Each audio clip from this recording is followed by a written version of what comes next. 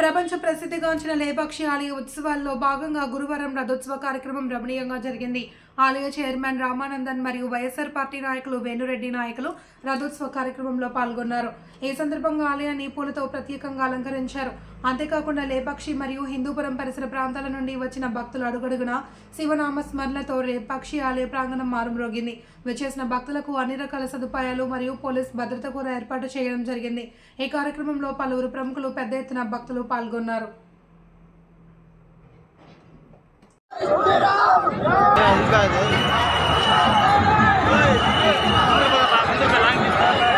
ముందుగా మహాశివరాత్రి శుభాకాంక్షలు.